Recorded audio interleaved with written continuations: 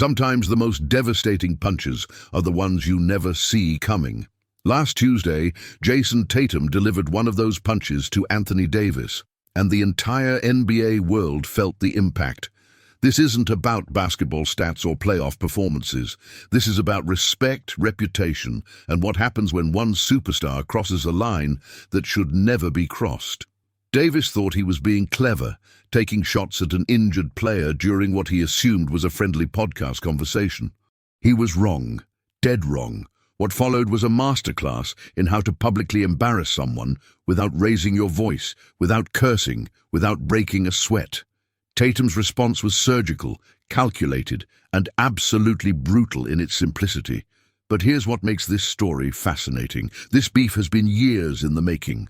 We're talking about two players who've been circling each other like prize fighters, exchanging subtle jabs, building tension behind closed doors. The 2021 All-Star incident, the playoff comments, the social media likes and unlikes, it's all been leading to this moment. Davis opened his mouth thinking he was landing an easy shot on a guy who couldn't respond. Instead, he handed Tatum the perfect opportunity to expose him in front of millions. And Tatum took that opportunity and ran with it like he was breaking away for an open dunk. The aftermath has split the basketball community down the middle. Some say Davis was just joking around and Tatum overreacted. Others believe Davis got exactly what he deserved for kicking a man while he's down. By the end of this video, you'll know exactly how this public execution went down, why it happened, and what it means for both players moving forward. Because trust me, this story has layers that most people completely missed. The setup. Davis takes the bait. The whole thing started innocently enough. Anthony Davis was making his rounds on the LA podcast circuit, doing what NBA stars do during the off-season, building their brand, staying relevant, connecting with fans. The particular show was Hoop Dreams LA, a relatively small but growing basketball podcast that's been gaining traction with current and former players. Davis seemed relaxed, comfortable, maybe a little too comfortable. The hosts were throwing him softball questions about the upcoming season, his health, the Lakers' championship aspirations. Standard stuff. Then one of the hosts shifted gears and asked about the Eastern Conference competition. "Who do you think poses the biggest threat from the East?" the host asked. "Boston's obviously got talent, but with Tatum dealing with that ankle situation." That's when Davis made his first mistake. Instead of giving a diplomatic answer, instead of showing the kind of respect that one elite player should show another, he decided to get cute. "Man, it's hard to lead a team from the bench," Davis said, leaning back with that smirk we've all seen before, especially when you're always on it. The studio erupted in laughter. The hosts were eating it up, encouraging him to keep going, and Davis, feeding off that energy, doubled down. "Look, I respect JT's game when he's actually playing," he continued, "but availability is the best ability, you know what I'm saying? Can't win championships from the injury report." Here's the thing about Anthony Davis. He's always been a little sensitive about his own injury history. The man has missed significant time in multiple seasons, dealing with everything from back issues to knee problems to that infamous eyebrow injury. So hearing him talk about availability and durability was rich, to say the least. But what made this particularly nasty was the timing. Tatum wasn't dealing with some minor bump or bruise. He'd suffered a legitimate ankle sprain during summer league activities that required actual medical attention. This wasn't a guy sitting out because he felt like it. This was a player following proper medical protocol to ensure he could be ready for the season. Davis knew this. Everyone in the basketball world knew this, which makes his comments even more calculated and mean-spirited. Do you think Davis was just joking around? Or was this a deliberate shot at Tatum? Let me know what you think in the comments. The podcast host kept pushing, asking if he thought Tatum was soft compared to other Eastern Conference stars. Davis played coy, but his message was clear. Real players play through adversity. He had no idea what was coming next. The response: Tatum's perfect counter. Word travels fast in the NBA, especially when it's disrespectful. Within hours, clips of Davis's comments were circulating on social media. Basketball Twitter was going crazy, with fans debating whether the Lakers star had crossed a line or was just having fun. But Jayson Tatum wasn't on social media that day. He was in the gym, working through his rehab routine with the Celtics medical staff. It wasn't until his trainer showed him the clips that Tatum fully understood what Davis had said. Those who know Tatum describe him as someone who rarely gets visibly angry. He's calculated, thoughtful, the type of player who lets his game do the talking. But this was different. This felt personal. Here's a guy who'd been working his ass off to get healthy, following every protocol, doing everything the medical staff asked of him. And now he's got another NBA star questioning his toughness and dedication on a public platform. Tatum didn't tweet about it. He didn't post any cryptic Instagram stories. Instead, he did something far more devastating. He picked up the phone and called ESPN Radio Los Angeles. The show was Mason and Ireland, a popular afternoon drive-time program that regularly features NBA players and personalities. Tatum had done the show before and had a good relationship with the hosts. When he called in unannounced, they immediately knew something was up. "JT, what's good, man?" host John Ireland said after taking the call live. "We heard you might want to address something." Tatum's voice was calm, almost eerily so. "Yeah, I just wanted to clarify some things that have been said about me and my situation." The hosts knew exactly what he was referring to. They'd been discussing Davis's comments earlier in the show, and listener reaction had been mixed. "Look," Tatum continued, "I get that everyone has opinions about injuries and playing time, but it's funny hearing about durability from a guy who missed half of last season." The studio went silent.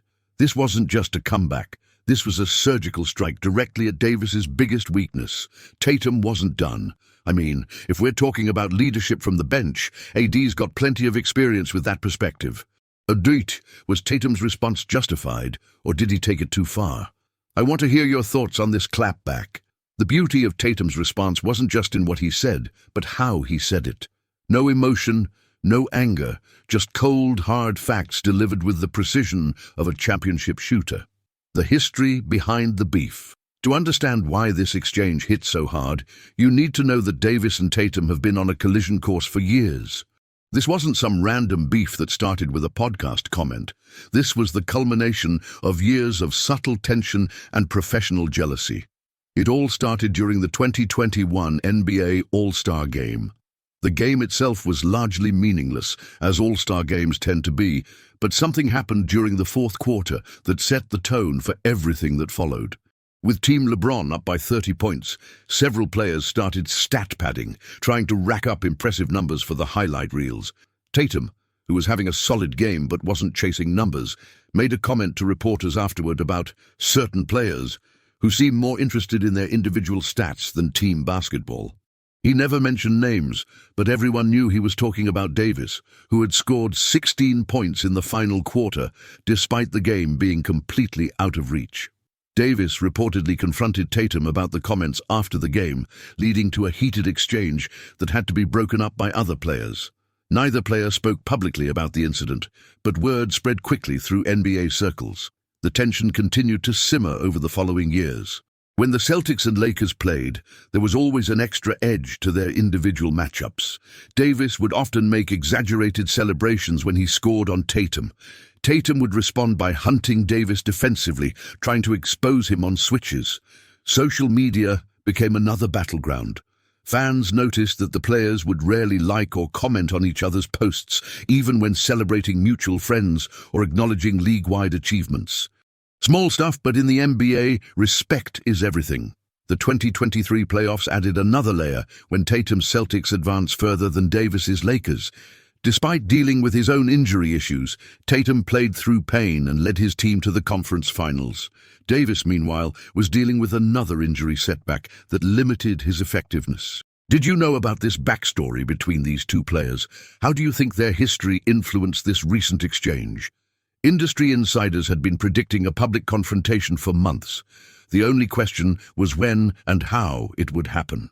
The fallout and reaction. The immediate aftermath of Tatum's radio appearance was unlike anything the NBA had seen in years. Within minutes, every major sports media outlet was running the story. ESPN, The Athletic, Bleacher Report, everyone was scrambling to get reaction and analysis. The responses split along predictable lines, but with some surprising twists. Lakers fans naturally defended Davis, arguing that he was just having fun and Tatum was being too sensitive. Celtics fans celebrated what they saw as their star finally standing up for himself. But the most interesting reactions came from neutral observers and current players. Damian Lillard, never one to shy away from controversy, tweeted simply, "Facts only," with a eyes emoji. Stephen Curry, typically diplomatic, posted, "Respect is earned on and off the court." Former players were even more direct. Charles Barkley, during TNT's coverage that night, said, "AD opened his mouth and got what he deserved. You don't kick a man when he's down, especially about injuries." Shaquille O'Neal, Davis's former teammate, had a more nuanced take. "Both guys are competitors. Sometimes competition gets personal, but JT's response was cold-blooded. The analytics and injury data that emerged in the following days only made Davis look worse." Sports journalists quickly compiled the numbers. Over the past 3 seasons, Davis had missed significantly more games than Tatum due to injury. The "availability is the best ability" comment became a meme, with fans creating side-by-side comparisons of games played. But perhaps the most damaging response came from within the Lakers organization itself. Multiple reports suggested that teammates and coaches were privately frustrated with Davis for unnecessarily creating drama and potentially providing motivation for a conference rival. LeBron James, when asked about the situation, gave a diplomatic non-answer that many interpreted as subtle criticism of his teammates' comments. The NBA office also took notice. While they didn't issue any official statements, league sources indicated that players had been reminded about the importance of professionalism in media appearances. Do you think the league should have a role in regulating what players say about each other in interviews? Where should the line be drawn? Social media engagement around the story broke records for non-playoff NBA content. What this means moving forward. The Davis-Tatum situation has exposed something deeper about the current state of NBA player relationships and media dynamics. We're living in an era where every comment is recorded, every slight is amplified, and every beef becomes content for the endless sports media machine. For Anthony Davis, this episode represents a significant PR disaster. He's already dealing with questions about his durability and leadership. The last thing he needed was to hand ammunition to critics by appearing petty and hypocritical. The fact that his own injury history made him vulnerable to the exact criticism he was leveling at Tatum shows a stunning lack of self-awareness. Lakers insiders suggest that Davis has been advised to avoid making any further comments about the situation, but the damage may already be done. When the season starts, every missed game, every load management decision, every minor injury will be viewed through the lens of his availability comments. Tatum, on the other hand, has emerged from this looking like a mature leader who stood up for himself without stooping to Davis's level. His response was measured, factual, and devastating in its simplicity. For a player who's sometimes criticized for being too quiet or reserved, this showed a different side of his personality. The broader implications are fascinating. This incident has essentially given other players a template for how to handle public disrespect.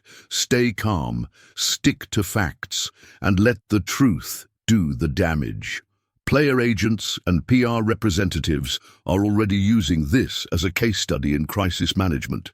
Davis's team failed to anticipate how his comments would be received and had no response ready when Tatum fired back.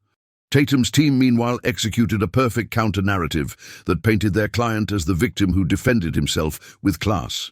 How do you think this beef will affect their on-court matchups this season? Will we see extra intensity when Lakers and Celtics play? Looking ahead, the first Lakers-Celtics game of the season has already become must-watch television. The league is surely hoping both players will be healthy enough to participate as the storyline writes itself. The question now is whether either player will let this affect their actual basketball performance or if they'll channel the energy into their games. What we witnessed wasn't just a random NBA beef. It was a masterclass in reputation management and the power of well-timed truth-telling. Anthony Davis learned the hard way that throwing stones from a glass house rarely ends well.